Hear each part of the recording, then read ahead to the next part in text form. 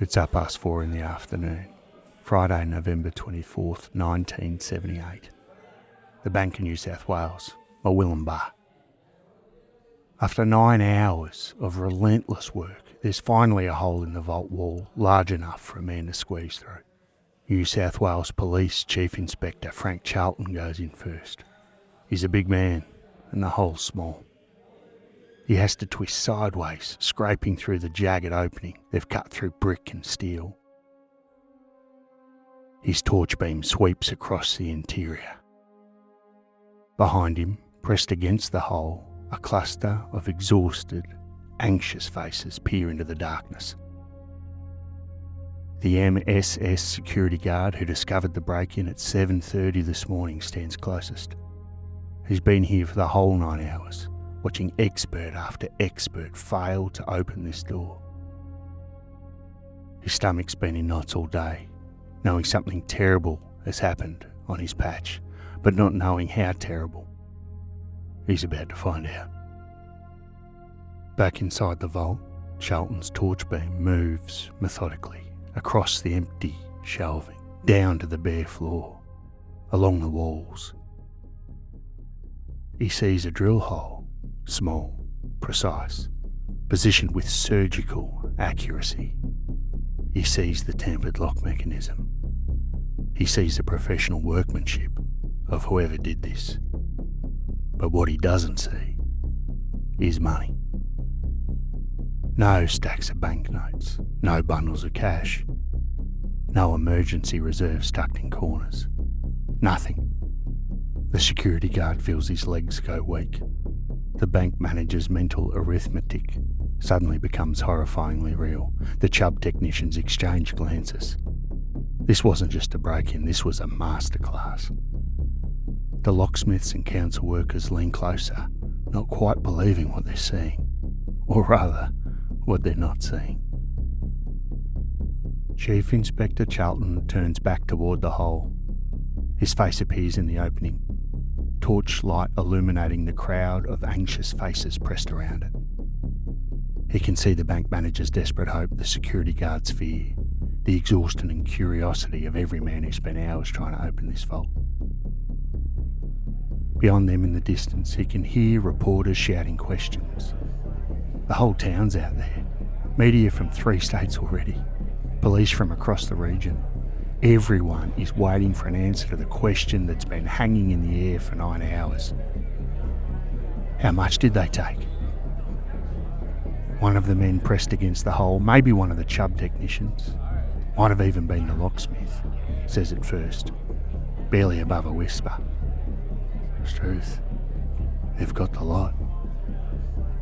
Chief Inspector Charleton nods slowly, looks back at the empty vault, back at the faces, at 9 hours of wasted effort, at the perfect crime that just became undeniable.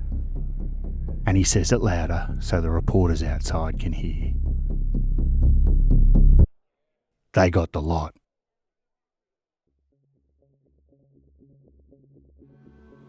Welcome to Strewth, the podcast where we share Australia's most perplexing mysteries. And this one is an absolute ripper. This is the story of the Murwillumbah Heist, the story of Australia's most perfect crime.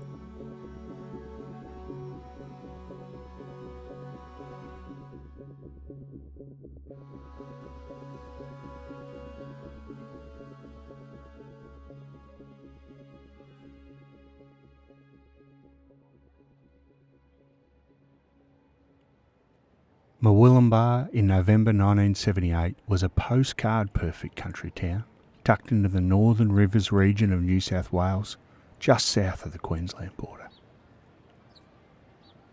The Tweed River winds through green valleys, Mount Warning looms in the distance, and farmland stretches in every direction. By 1978, hippie communes dot the surrounding hills, leftovers from the Aquarius Festival held in nearby Nimbin just a few years earlier. It creates an eclectic mix of characters and an amazing little town. Main Street goes quiet after dinner, The Imperial Hotel is where everyone drinks. It's the sort of place where locals know each other by name, or, most likely, by nickname. It's the kind of place where nothing ever really happens, which in its own way made it the perfect location for this heist. Every second Wednesday, like clockwork, an armoured truck from Trans Security rolled into town carrying a massive payload. Predominantly pension payments, fortnightly wages for the entire Northern Rivers region. The truck was such a familiar sight that locals barely noticed when armed guards unloaded crate after crate of cash, sometimes even having to stop traffic in the process. But importantly, the Murwillumbah branch wasn't just a local bank. It was a regional collection point. Used banknotes from banks throughout the northeast New South Wales region all funneled through here before being sent back to the Reserve Bank in Sydney, which meant that after those Wednesday deliveries, the vault held an unusually large concentration of cash, all of it in used, untraceable notes. On the day in question, $1.7 million. In today's money, that's between 10 and 12 million. The biggest concentration of cash you'd ever expect to find in a sleepy country town. And someone knew this. Someone knew the delivery schedule. Someone knew exactly what type of vault they were dealing with. And someone knew how to get into that vault.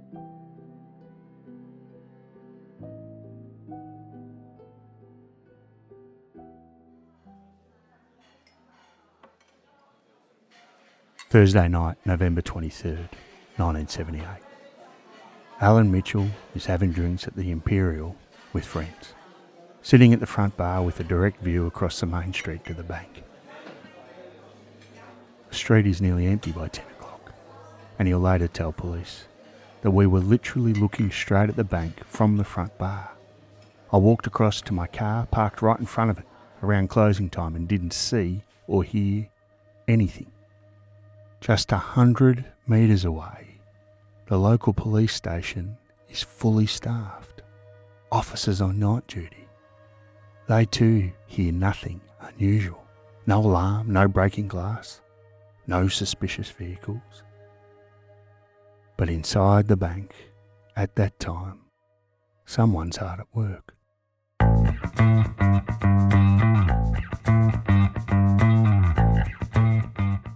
The technique that they used bore the unmistakable signature of professionals. They bypassed the alarm system entirely. No alarm ever sounded. They entered through the rear door of the bank, and they executed a method so specialised that Detective Sergeant Bob Jackson would later tell the Sydney Morning Herald it was a very professional operation and had been well planned. First, a circular electromagnet clamped to the side of the Chubb vault. It held a powerful diamond tip drill perfectly in position. The drill created a hole positioned precisely above the combination lock's internal tumblers. A fraction of a millimetre either way, and this would have ruined the entire operation. And then came the real genius. Through that drill hole, they fed a medical cystoscope, the same optical instrument doctors would use for bladder examinations. And through the cystoscope, they could see inside the lock. They could watch the tumblers and manipulate them with precision tools. While one person worked the vault, another cut an escape hole through to the bank's second floor. A contingency plan they never even needed to use. And they did it all without raising any alarm, any sound, for those drinking at the pub or sitting in the local police station. They cleaned out that vault. Every banknote, every bundle, $1.7 million, roughly 35 kilograms of cash. Before leaving, they removed the combination dials and handle from the outside of the vault door and jammed it shut from within. This would ensure maximum delay before discovery. By the time anyone worked out what had been taken, they'd be long gone. A detective later told reporters with a mixture of admiration and frustration. They were probably back in bed asleep before the robbery was even discovered.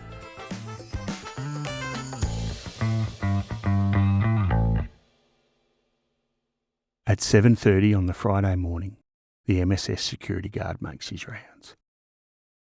The rear door is ajar. He steps inside and sees the tampered vault, tries to open it. Nothing. He calls the police. What follows is 9 hours of escalating desperation. Local locksmiths try and fail. The Chubb experts fly up from Brisbane and work for 5 hours without success.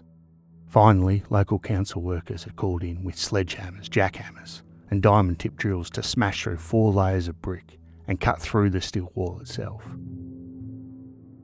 9 hours total. 9 hours of insurance for whoever pulled this off. 9 hours to get away. Within 24 hours, 25 detectives from 3 states descend on Murwillumbah. This isn't a local investigation anymore. New South Wales Police, Queensland Police, Victoria Police, all converging on a town that's never seen anything like this. The main street is crawling with police cars, outside broadcast vans, reporters with cameras. A town of 8,000 has just become famous for all the wrong reasons. Detective Sergeant Bob Jackson tells the Sydney Morning Herald that this was a very professional operation, well planned and executed with precision. But Deputy Chief of the CIB, Superintendent Bill Holmes, goes even further. The Murwillumbah theft, he says, is consistent with at least 9 other robberies in Victoria. The technique is too similar to be coincidence, the expertise too specific. This isn't the crew's first job, and they've already got a name for them down in Victoria: the Magnetic Drill Gang.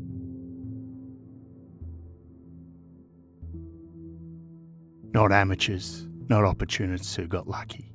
An organised criminal enterprise that's been operating across Australia for years, hitting vault after vault with the same sophisticated technique.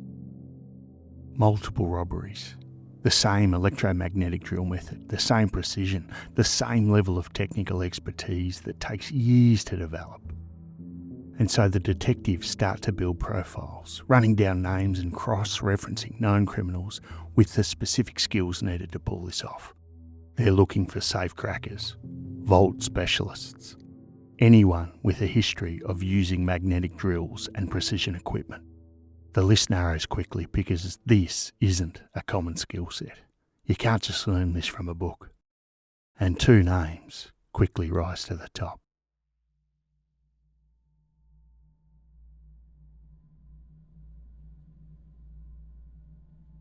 The first is Ray Chuck, a career criminal and known associate of the Magnetic Drill Gang in Victoria. The technical expert everyone whispers about when a vault needs cracking. He's got multiple arrests across Victoria for robberies using the exact same electromagnetic drill technique. Ray Chuck also understands Chubb vaults better than most locksmiths. He knows where to drill, what equipment to use, how to manipulate the internal mechanisms without leaving obvious damage. Police interviews with informants confirm what the detectives already suspect. If someone needed to crack a vault in 1978, Ray Chuck's name came up in those conversations. The second name is Lewis Kinniburgh, also known as Lewis Moran before he changed his name, which tells you something right there. He's well connected to Melbourne's criminal underworld. Not just connected, but embedded, deep. The kind of operator who can assemble a crew of specialists, coordinate a major job across state lines, and keep everyone disciplined and quiet. Kinniburgh has the organisational skills, the connections and the criminal pedigree to plan something this sophisticated. He's done time, he knows how investigations work, and he knows how to avoid leaving evidence. The detectives also develop a working theory that makes a bit of sense. The crew use the Gold Coast as their base of operations, which is quite brilliant when you think about it.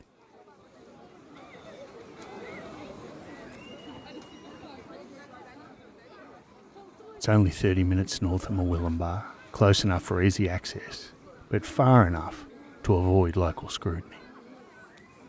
More importantly, it's a tourist hotspot. Hundreds of people check in and out of the Gold Coast motels every single week. Surfers catching waves, families on holiday, interstate visitors passing through. Everyone there's transient. Everyone's anonymous. Quite the opposite to sleepy old Murwillumbah. It's perfect cover. You book a room midweek, blend in with all the other tourists and drive down to Murwillumbah on Thursday night, execute the job and drive back before dawn. And then you sleep soundly in your motel room while the cops are still trying to open the vault 9 hours later. Check out on Friday or Saturday morning after you've had a full English breakfast like any other tourist eating home, and you vanish into the crowd. No one remembers you because no one was paying attention in the first place. And so the detectives turn the Gold Coast upside down, checking every hotel and motel within a 30-kilometre radius, and there's plenty to check. They're looking for anyone suspicious, anyone who checked in Wednesday or Thursday and checked out on Friday. Anyone who paid cash instead of using a credit card. Anyone who seemed nervous or was travelling with unusually heavy bags. Detectives are methodically showing photographs of Raychuck and Lewis Kinneborough to desk clerks up and down the coast, asking if anyone remembers seeing these men. Back in Murwillumbah, identikit sketches are prepared based on some witness accounts.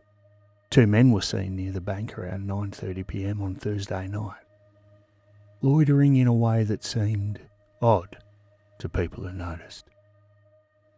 The witnesses describe them as carefully as they can, and the police artist does his best. One witness remembers they probably drove a white Holden HQ panel van, the kind of vehicle that's so common it's practically invisible. The tips start flowing in as the word spreads and the reward money climbs to $250,000, which is in and of itself an absolute fortune in 1978, enough to set someone up for life, enough to make even loyal friends consider talking. People call Crime Stoppers with information, some useful, mostly not. Some think they saw Raychuck at a Gold Coast pub. Someone else remembers a suspicious van parked behind their motel. Every lead gets followed up, every tip gets checked, because you never know which one might break the case wide open, just like a bank vault. But one by one, the leads fall apart under any sort of scrutiny. Detectives simply can't place Raychuck in Murwillumbah or the Gold Coast that week. His known associates provide alibis. Weak ones maybe, but alibis nonetheless. They can't place Lewis Kinneborough either anywhere near the Northern Rivers. They can't find the white panel van, can't trace it through registration records or repair shop logs. They can't connect anyone to suspicious cash deposits in the months following the robbery. No unexplained wealth appearing in bank accounts or property purchases that might indicate someone spending their share of $1.7 million. And nobody breaks under questioning. Nobody talks. The crew, whoever they are, holds together with ironclad discipline. But the detectives kept coming back to one nagging question. In a small town like Murwillumbah, where everyone knows everyone, how did the robbers know so much about this bank? Former Tweed Mayor Max Boyd, a councillor at the time, voiced what many locals were thinking. The crooks knew that the Murwillumbah branch kept cash supplies from other banks in the area. Someone must have told them this. Why else would you come all this way and target a country branch? Inside information, it had to be. And so, one by one, bank employees were interviewed, security guards were questioned. The trans-security drivers who made those regular Wednesday deliveries, they were pulled in too. Everyone with any bit of knowledge of the schedule, the vault, the layout. In a town of 8,000, suspicion is a corrosive thing. People noticed when someone's car was parked at the police station for hours. They noticed when detectives showed up at houses. Suddenly, long-time neighbours were looking at each other differently. But no one broke. No one confessed. No evidence emerged linking anyone local to the crime. And the perfect crew held together. The investigation continued on for months and then years. The case was reviewed periodically, new detectives taking fresh looks at old evidence. Nothing changed. Ray Chuck and Lewis Skinnerborough remained suspects in name only, but they were never charged, never arrested. The months became years and the years became decades. On the 40th anniversary in 2018, New South Wales Police issued a statement. Even though today marks 40 years since this robbery occurred, the New South Wales Police remain dedicated to arresting those responsible. There's no statute of limitations for armed robbery in New South Wales. Anyone could still be prosecuted today. But the trail was as cold as the bank vault that it had been taken from. The crew had got away with it, and the perfect crime stayed perfect. And then, 44 years later, something extraordinary happened. An 88-year-old career criminal decided to tell his story, decided to take a bow. Buried amongst the pages of his memoirs was a confession that would reignite Australia's most famous unsolved robbery. January 2022, an 88-year-old man named Robert Birdie Kidd publishes his memoir. And there it is, in black and white. I did the Murwillumbah bank job. Now, you've got to understand that Birdie Kidd wasn't just some random old man spinning yarns. His own barrister once described him as one of the most complete criminals in the nation's history. 27 years served in various prisons, involvement in the infamous Fine Cotton horse racing scandal, links to multiple underworld killings, the kind of criminal resume that makes you pay attention when he claims responsibility for the perfect crime. According to Kidd's account, he planned the Murwillumbah job for 3 months, but it was never about the bank itself. It was about the trans-security armoured truck. His crew allegedly followed it up and down the coast for months before selecting Murwillumbah as the optimal target. If we hit the bank, Kidd explained, there would be less risk of someone getting hurt. His story fit with everything known about how the heist was executed. But there was just one problem. Birdie Kidd couldn't have been there. He admitted it himself. Right before the time of the heist, he was arrested for a botched robbery at the Murwillumbah Hotel in Sydney. So while his alleged crew was cracking that vault, Birdie Kidd was sitting in a prison cell, watching the news coverage unfold in the common room with delight. He claimed the actual haul was more than $2 million, not the reported 1.7. He insisted his informant wasn't a police officer, security guard, or bank employee, and he said that he felt sorry for the locals who fell under suspicion. Detective Chief Inspector Brendan Cullen's response was diplomatic. I am dubious about Kidd's claims, but having said that, if he's got information relevant to that inquiry, I'd be very happy to have a chat with him. And here's the other problem about Kidd's statements. Nothing in his account contained information that wasn't already public. The techniques, the timing, the amount stolen, all of it had been broadcast on television and published in newspapers for 4 decades. As The Guardian pointed out, anyone could have assembled his story from media coverage. Was Kidd really the mastermind whose crew executed his plan while he sat in prison? Or was he just an old criminal looking to add one more legendary score to his resume? We'll never know. No charges resulted from his confession, and the case remains officially unsolved.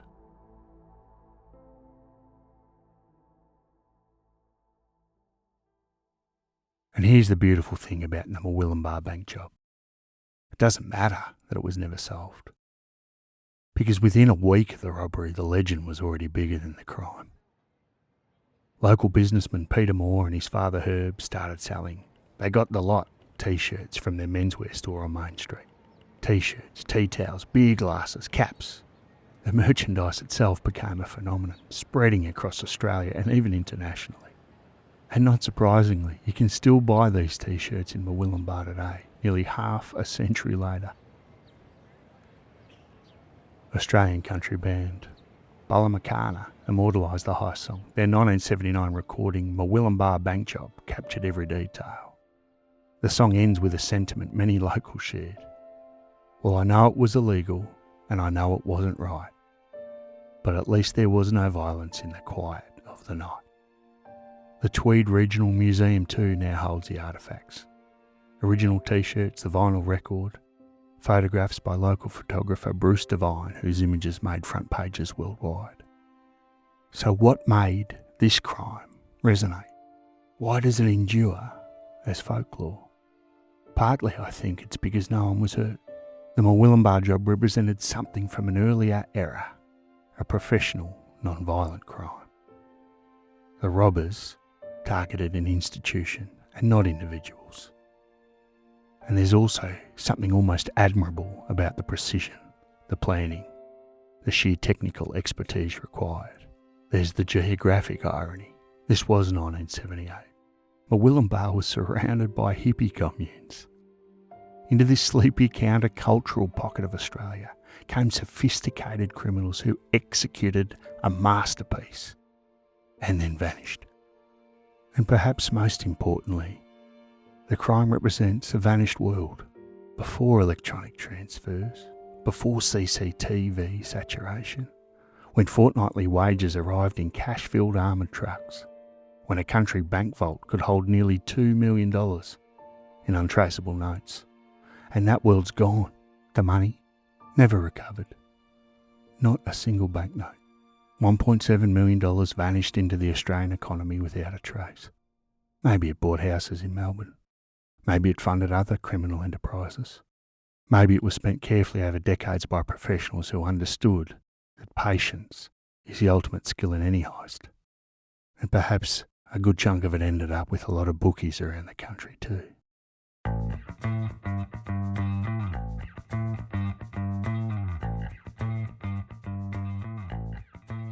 On November the 23rd, 1978, someone walked into that bank. They disabled the alarm. They cracked a Chubb vault that was supposed to be impregnable. They took every dollar, and just for fun they jammed the door shut. Then they vanished.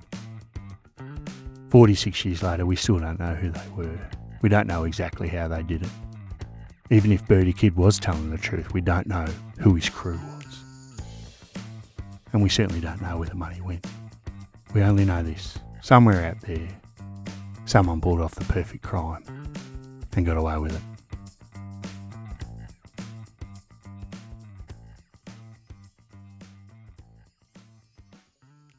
Today, you can visit Murwillumbah and walk down Main Street where it all happened. The Imperial Hotel is still there across the street, still serving drinks. The police station has moved to a different building, and the bank itself has changed hands and purposes. The town has grown and changed, but the legend endures. Because in the end, the Murwillumbah bank job became more than Australia's biggest unsolved robbery. It became a story about professionals who outsmarted the system, who heard impossible and proved otherwise, who turned a country town into the stage for criminal history. Chief Inspector Frank Charleton's infamous 4 words captured it all. 4 words that will echo through Australian criminal folklore forever. They got the lot. Strewth, what a yarn. Thanks again for listening to the show. Thanks for all of you reaching out on social media. You'll find us Instagram, Facebook, TikTok, the whole lot.